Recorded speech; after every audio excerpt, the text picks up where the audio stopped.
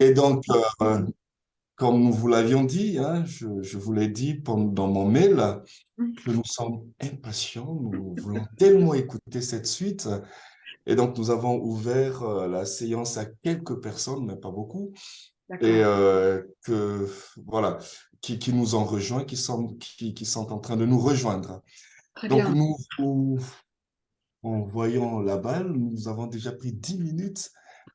Enfin, nous C'est sommes désolés. c'est Voilà. pas grave, c'est pas grave, vous inquiétez pas pour ça. On va trouver, oui, 10 minutes, c'est pas grand-chose. Mais là, est-ce que tout le monde, vous pensez qu'on peut commencer ou je vois une quinzaine de personnes là, c'est ça? Est-ce qu'on Euh, attend un petit peu encore ou pas? C'est vous qui dites, hein, bien sûr. Parce que peut-être euh, c'est dommage euh, d'arriver. c'est voilà, c'est vrai que nous sommes lundi et certains Oui. sortent du boulot pour nous retrouver et ainsi de suite. Je comprends ça, je comprends bien. Euh, d'accord. Et j'ai vu le fichier que vous nous aviez envoyé. Voilà, Oui. il y a plein de choses, mais j'aimerais tellement que tout le monde en bénéficie. Voilà, il faut Et, peut-être, parce que mon idée c'était de reprendre deux, trois points de la semaine passée. Donc, d'accord, si jamais en plus il y a des personnes qui n'étaient pas là la semaine passée, ça vaut la d'accord. peine d'entendre, quoi. Hmm. Bon, vous me dites, hein, moi je fais absolument comme vous voulez. On va voir quoi? On va avoir un quart d'heure, c'est pas grave. À mon avis, c'est pas grave. D'accord, ok. Donc, Donc, on il vaut peut mieux attendre un attendre petit peu. que peut-être enfin, les personnes qui arrivent puissent Super. arriver. Mais ça nous va. Ouais, Donc, on ok. va Ok. attendre, enfin, on va attendre 5 quelques cinq minutes. minutes. Quelques Et minutes, oui, puis, oui. merci beaucoup. Non, Ok, non, pas de merci problème, pour pas de la main. problème. D'accord. Vous Donc, savez que la semaine passée, j'étais à Rabat, j'étais à Al-Muafaka, mais oui. aujourd'hui, je suis plus au Maroc, hélas. Et là, vous êtes à Paris, hein? Oui, oui, je suis à Paris pour. En fait, j'ai voyagé dimanche hier et je passe Seulement. 2, 3 jours. Oui, oui, et je passe 2, 3 jours avec pas mal de rendez-vous, donc c'est bien. Oui. Ouais, ça, on le sait, ça, on le comprend. La journée, bonne journée encore déjà, mais ça va bien. Ça va Waouh. bien. Et, Donc et j'espère que puis ça va là, bien marcher aussi au niveau du réseau, la mais là je suis dans connexion. un endroit où le réseau est, à mon avis, est bon, et même très D'accord. bon, mais on ne sait jamais, Oui, hein. ça se voit, hein. Depuis, c'est très clair d'ailleurs. Oui, mais en fait, Intéressant je ça. m'aperçois qu'il fait encore jour dehors, donc j'ai mis des Ah oui, stores, mais c'est pas. Oui, c'est ça, c'est encore assez clair, oui, oui. ah oui. Oui. Ouais. Mais c'est 20 heures, hein, pour moi. C'est même Oh oui, 20h04 il est maintenant. 20h13 chez vous. Oui, oui, Ça, c'est c'est ça. clair. On est un peu. D'accord. Voilà. Et donc, Madame Brigitte, on attend Oui, 5 à 8 minutes, c'est ça? d'accord, oui. Mais je- bon, je vois là, Ah, ça augmente plus. Donc peut-être que tout le monde est là. Non? Je sais pas. C'est à vous de bon, me dire. effectivement, hein. Oui. C'est pas tout le monde. Je pense que Non. plusieurs nous rejoindront en cours de route. Oui, écoutez, d'accord. Très bien. Très bien. Qu'est-ce qu'on fait? Euh, on attend 5 minutes, on attend. D'accord, ben on le fait. Donc, je propose que l'on commence enfin, il faut pas non plus trop attendre, si Non. on risque de perdre beaucoup de temps. Alors, 7 minutes, ça vous va? Oui, très bien. Parfait. Ça vous va. Très bien. Parfait. Si OK, ça permet à donc, d'autres personnes d'arriver, c'est bien. Parce que s'il y a eu cette double adresse, il faut que tout le monde s'y ah oui, retrouve, quoi. c'est Mais vrai. Ouais. c'est Plusieurs pas se grave, hein. retrouvent dans d'autres adresses et puis on réoriente. Et OK. donc, voilà, c'est l'expression de la grâce là, hein. Donc, merci. Pas de problème, pas de problème. Vous avez eu le temps de diffuser le petit Le papier que j'ai envoyé ce support. matin? Le Oui, support, oui, vous avez eu le temps. Bon, oui, très très ça a bien. été envoyé dans le groupe. Donc, Merci. je pense qu'on Parfait. a eu le temps d'y jeter un coup d'œil. OK, donc on commence à 20. OK, ça marche. Ça marche bien. Merci. Merci. Ah, donc à 20. OK. Merci pour la Parfait. flexibilité. Parfait.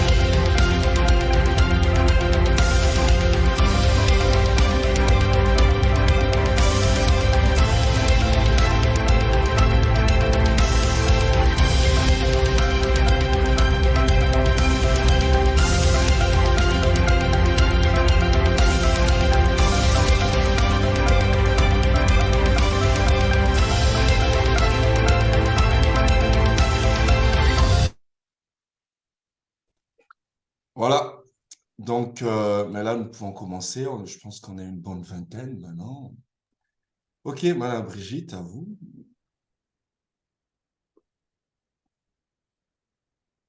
Vous me donnez la parole, c'est Oui, ça? oui, c'est cela. D'accord, parfait, très bien. Eh bien, bonsoir à Pardon. tous, très, très content de vous retrouver encore ce soir. Vraiment, c'était un beau moment pour moi, en tous les cas, lundi passé. Donc, je suis contente de poursuivre l'échange avec vous. Alors, pour ce soir, vous avez eu, merci Jurov d'avoir diffusé le document. Donc, vous avez un second document. Alors, si vous avez vu le feuilleté celui de la semaine passée, vous avez vu qu'il y avait des choses qui se superposaient, puisque je récupère ce qui n'a pas été fait la semaine passée, mais ça remplace, enfin, ça complète et ça remplace les pages finales de la semaine passée. Alors, ce que je voudrais faire, juste, parce que si j'ai bien compris, il y a peut-être tel ou tel qui ne pouvait pas être là la semaine passée. Je veux juste synthétiser, mais vraiment de manière très, très résumée, l'élément déterminant que j'ai pu proposer la semaine passée, qui était au fond d'essayer de mesurer avec l'aide d'un historien du premier christianisme, en l'occurrence Larry Hurtado, de mesurer l'importance et la rapidité en fait avec laquelle qu'on appelle les chrétiens pauliniens, les premiers chrétiens, au fond, les premières communautés, puisqu'au fond, ce qui nous arrive en premier, comme vous le savez, ce sont les lettres de Paul, et donc qui parlent des communautés pauliniennes ou des chrétiens pauliniens. Au fond, dès les années 40, alors il faut pas chercher trop des dates extrêmement précises, mais on va dire, dès les premières décennies, reconnaissent Jésus comme Seigneur, en employant le mot grec utilisé pour désigner Dieu dans l'Ancien Testament, Kyrios donc. Et ça, les historiens aujourd'hui et les spécialistes du travail biblique le détectent, si je puis dire, et le documentent en quelque sorte, à partir de ce qu'on appelle les dévotions, donc la manière de prier Jésus, la manière de s'adresser à Jésus, et également, c'était la deuxième partie de l'autre soir, la manière dont les titres qui vont devenir les titres christologiques, naturellement, sont adaptés, ajustés à la personne de Jésus, en fait, à partir de titres qui sont les titres de Dieu dans l'Ancien Testament. Donc, notamment, Kyrios, et puis le Messie, donc Messia, Christos, et puis le Fils. Hein. Voilà les trois titres que j'ai regardés. Il y a d'autres titres, naturellement, mais dans la limite, comme on dit, dans la limite du temps. Et ces dévotions et ces dénominations, hein, dévotions et dénominations, qui, qui sont dévotions adressées à Jésus et dénominations qui qualifient Jésus, euh, sont toujours, enfin, j'ai essayé de montrer ça aussi, donc je ne reviens pas sur le détail du contenu, concernent toujours Jésus, mais sont toujours à la gloire de Dieu le Père. Donc, Dieu devient vraiment le Père de notre Seigneur Jésus-Christ. Hein. C'est le nom même, si on peut dire, de Dieu. Et donc, ce qu'on découvre, vous voyez que j'emploie pas encore le mot Trinité, il va venir dans quelques moments de cette seconde soirée, mais ce qu'on découvre, et c'est plus intéressant que le mot lui-même, parce que c'est la réalité, ce qu'on découvre, c'est ce lien, cette relation tout à fait unique entre le Père et le Fils, une relation unique entre eux, à tel point, je cite, et donc c'est le bilan de la semaine passée, mais c'est, si je puis dire, un pas supplémentaire déjà, je peux citer la manière dont l'évangile de Jean met dans la bouche de Jésus comme une sorte de regret à l'égard du disciple Philippe.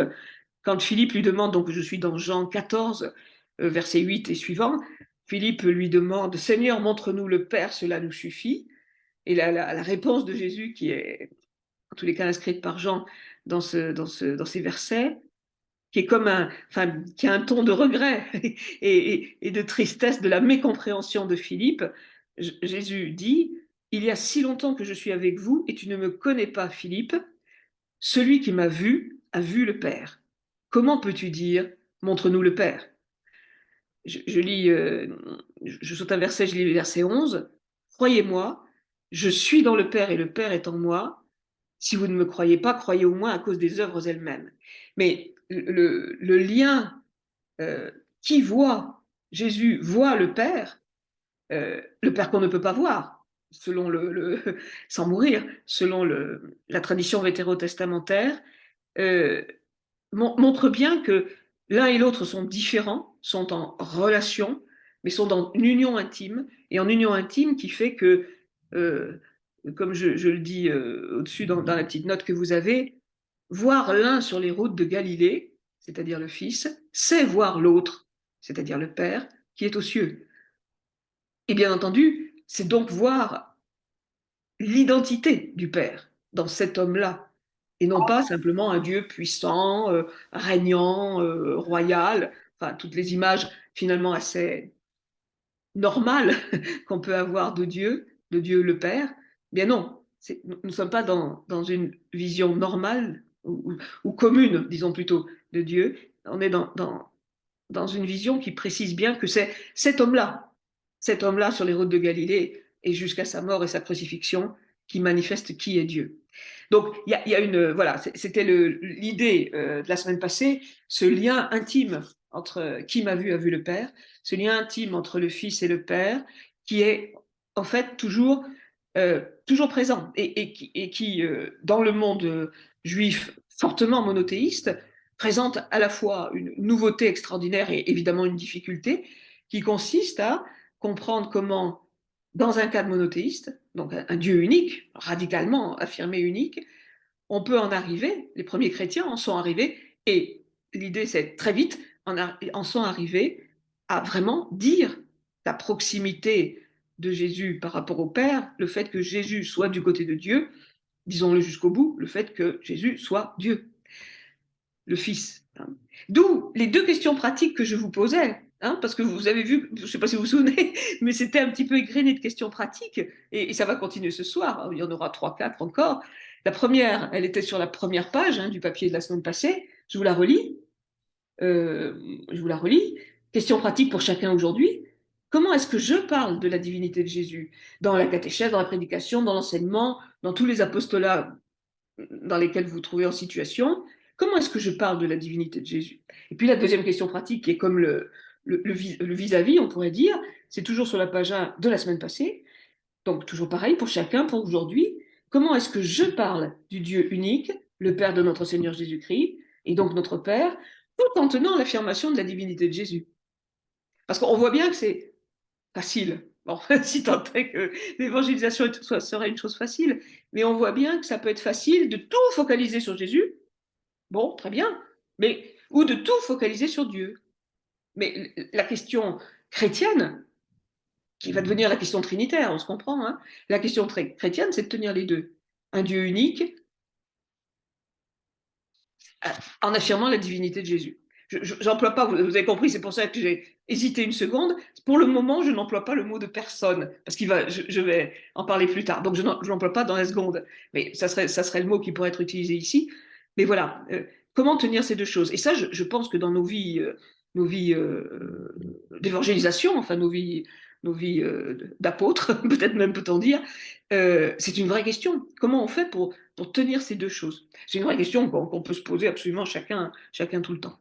Voilà, résumé rapide, bien sûr, hein. Donc il y avait d'autres choses, mais plus ponctuelles. Résumé de la semaine passée. Et ce qui fait que, tout en employant quasiment pas le mot de Trinité, bien que ce soit le sujet et le titre, tout en n'employant quasiment pas le mot de Trinité, je pense que le sujet était bien là. Hein. Mais bien sûr, il faut poursuivre le déroulement. Donc, pour ce soir, je vous propose, alors on va équilibrer le temps et il n'y aura pas de problème. Hein. Bon, évidemment, il faut un peu avancer dans la réflexion. La réflexion a été très précisément biblique, essentiellement biblique la semaine passée.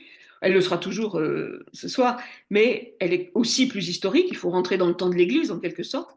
Et je vous propose une réflexion en quatre points. Vous avez ces points sur le papier, hein, donc vous pouvez, si vous avez le papier à disposition, vous pouvez suivre. Donc, premièrement, cette relation père-fils, telle qu'on l'a décryptée la semaine passée par les dévotions, par les dénominations.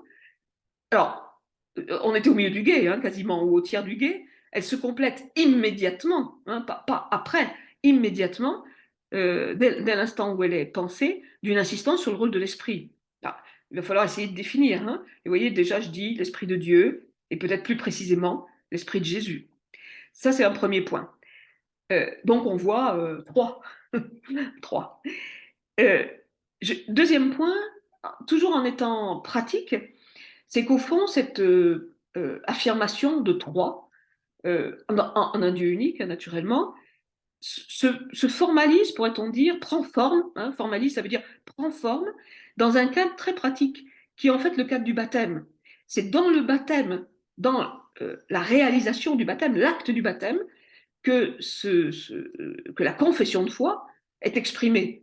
Et c'est une confession de foi qui, évidemment, va déployer les trois. On lira ça et on verra ce lien baptême, sacrement, mais lieu pratique de la vie chrétienne, premier lieu pratique de la vie chrétienne, voir comment ça s'articule. Enfin, le baptême ne va pas sans parole, et la parole, c'est la confession de foi, ne va pas sans parole comme tous les sacrements d'ailleurs, hein. Et le baptême, enfin la parole qui va avec le baptême, c'est la confession de foi, et la confession de foi dont on va bien repérer qu'elle est trinitaire. Alors, je regarderai, il y a beaucoup de credos, hein. Enfin, il y a divers credos, disons, donc je regarderai qu'un, parce que ça suffit, je commenterai rapidement le symbole des apôtres. Et puis évidemment, le temps avance, et cette fois-ci, on est passé de ce qui donne forme, la formalisation, c'est le point 2, à quelque chose qui devient plus carré, plus délimité, et donc on aboutit à des définitions. Et on est au 4e jusqu'au 8e siècle, hein, parce que ce genre de définition ne se fait pas comme ça un beau matin en y réfléchissant rapidement. C'est des choses qui se construisent en fait lentement, hein, qui relèvent de l'expérience des églises, de la vie de foi des églises, et qui donc prennent du temps. Et ce sur quoi je voudrais insister tout particulièrement ce soir, c'est le mot sur lequel que je réservais il y a une minute, à savoir le mot de personne. Je pense qu'un un des éléments déterminants de la compréhension de la Trinité, puisque un Dieu unique et trine, la Trinité, c'est d'arriver à comprendre et à bien situer ce mot qu'on emploie, qui est un mot courant en fait pour nous aujourd'hui, hein, mais justement, il y a des risques, enfin, il y a tel ou tel point, plus ou moins de difficulté à utiliser un mot courant comme cela. Donc, le mot de personne. Ce qui aboutit évidemment à. Alors, vous faites le parallèle parce que vous le savez bien, avec le grec hypostase, hypostasis, mais le parallèle est, comme toujours, un peu délicat à poser entre grec et latin. Et se construit donc. Alors, le dogme, hein, c'est là où on passe à autre chose. Mais on passe à autre chose qui, effectivement, enfin, en termes de vocabulaire ou de concept, est influencé par la pensée grecque, c'est indéniable ça, mais tout ce que je viens de raconter précédemment, avant d'arriver à ce point 3, montre, j'espère, vous montre combien cette dogmatisation, qui utilise du vocabulaire philosophique, et dont certains peuvent dire c'est une hellénisation, hein, une coloration grecque de la pensée chrétienne, en fait, même si les outils sont indéniablement grecs et philosophiques, on ne peut pas les qualifier autrement, il n'empêche que ça vient de bien plus loin. Et ça cherche à dire, avec ces outils-là, quelque chose qui est dit, en fait, c'est ce que je vous montre depuis, depuis la semaine passée, qui est dit depuis le début, hein. Donc, ce n'est pas une invention qui, comme ça, 4e siècle, pof, on a une idée, quoi. C'est pas du tout ça. Effectivement, il y a bien une idée de conceptualisation, de définition, je dis ici, mais c'est pas une idée qui tombe un beau matin. C'est une idée qui, comme on dit, qui vient de loin. Alors bien sûr, dès l'instant où on entre dans la définition, le concept, le risque n'est pas tant d'helléniser, à mon avis, que de faire comme si on savait depuis toujours que c'était ça. Vous voyez, au lieu que le concept et la réflexion soient le fruit d'un travail, et donc un fruit toujours dont il faut toujours se ressaisir, là ça devient, ben on le sait bien, quoi. Donc ça vient le point d'entrée. Et ce renversement est un des éléments, une des raisons problématiques qui peut faire dire à un Luther et alors, qu'est-ce que ça fait? Parce qu'il y a ce renversement, pas parce qu'il y a l'objet lui-même, hein, parce qu'il y a le renversement. Et puis si on a le temps, et j'espère vraiment, enfin j'aimerais en avoir vraiment le temps ce soir, ça serait de se dire aussi que euh, des déclarations de foi, il y en a aujourd'hui. C'est pas simplement des choses anciennes. Il y en a aujourd'hui, et bon, il y en a, mais il y en a une qui, à mon avis, nous concerne tous, enfin même moi, à savoir votre déclaration de foi, la déclaration de foi de l'EAM de 2011, et la regarder sous l'angle de tout ce qu'on aura pu dire dans les deux soirées, me paraît assez intéressant. Et sur ce point-là, elle est particulièrement intéressante de mon point de vue. Voilà le programme. Il y a donc du boulot, hein, et c'est 20h35, mais ça devrait aller, j'espère.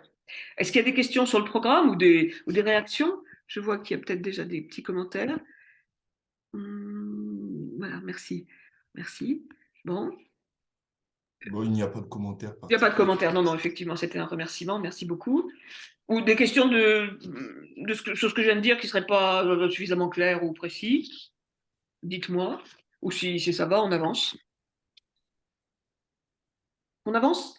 Oui, je pense qu'on Ok, avance. merci. Donc, premier point, 4 points. Premier point, dans cette relation intime, je dis euh, unique en quelque sorte, entre le Père et le Fils, l'Esprit Saint est présent. Et donc, comment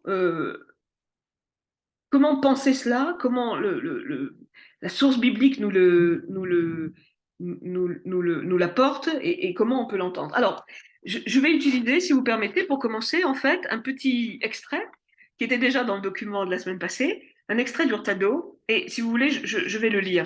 Donc, vous l'avez sur la page 1, CF, Larry Hurtado, Opsite, page 145, si vous voulez suivre en même temps. Donc, je lis et je commence en même temps, bien sûr. Qui en fait permet de réfléchir à cette immédiatement l'esprit en quelque sorte. Hein. C'est ce que je veux essayer d'expliquer, de pointer là à l'instant. Donc je lis. Ce Jésus, qui est le Kyrios, donc le Seigneur, hein, le Seigneur au sens un titre divin, en grec certainement, mais divin, tel qu'il est donné dans les Septante. Hein, j'ai expliqué ça. Ce Jésus qui est le Seigneur, qui est le Kyrios, est objet d'adoration. Et sa parole fait désormais autorité pour les croyants. Et vous comprenez que le désormais est fait très vite. Hein. Le désormais, c'est pas du tout 150 ans après. C'est, je le redis encore une fois, ça se chiffre en quelques décennies, en quelques dizaines d'années. Et par référence, 1 Thessaloniciens, 1 Corinthiens au chapitre 7. En outre, donc pas seulement adoration et autorité, mais en outre, il appartient à la spiritualité, à la foi, de regarder, donc chez ce Seigneur, Kyrios, pas seulement l'autorité et l'adoration, ce qui est relativement cohérent en fait, mais de regarder, je suis sur la troisième ligne, l'abaissement volontaire. Évidemment, on a l'hymne Philippiens 2 dans la tête, là, quand on entend ça. La générosité salvatrice, par exemple, référence, entre autres, hein, dans la deuxième lettre aux Corinthiens. La façon dont il se met au service des autres.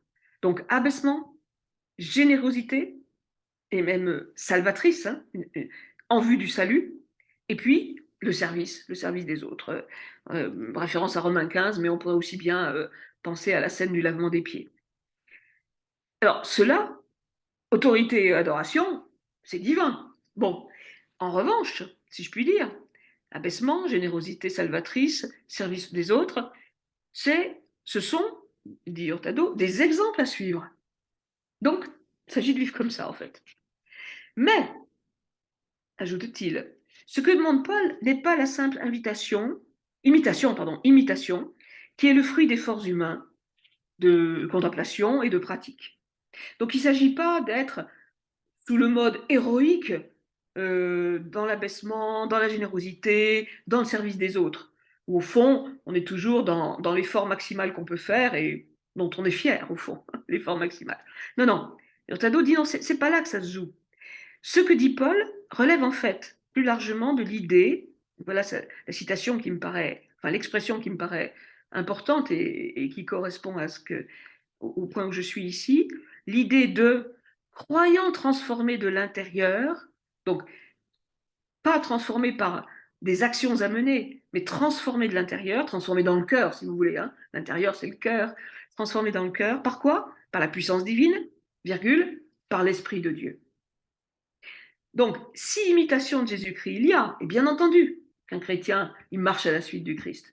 Il est disciple missionnaire. Enfin voilà, c'est bien l'imitation étant un terme plus ancien. S'il y a ça, ce n'est pas par héroïsme ou effort remarquable, c'est par transformation intérieure dont on n'est même pas maître, puisque c'est l'esprit qui la réalise, transformation. L'esprit de Dieu. La puissance divine, l'esprit de Dieu. De sorte que, je reprends Hurtado, les croyants deviennent alors capables, donc il y a bien quelque chose à faire, devenir capable. Hein. C'est pas de la passivité absolue. Hein. De sorte donc que les croyants deviennent alors capables de quoi? De s'incorporer la mort et la vie de Jésus, de sorte encore que la connaissance du Christ ressuscité implique une manière de vivre, communion à ses souffrances, pour lui devenir conforme dans sa mort, afin de parvenir à la résurrection.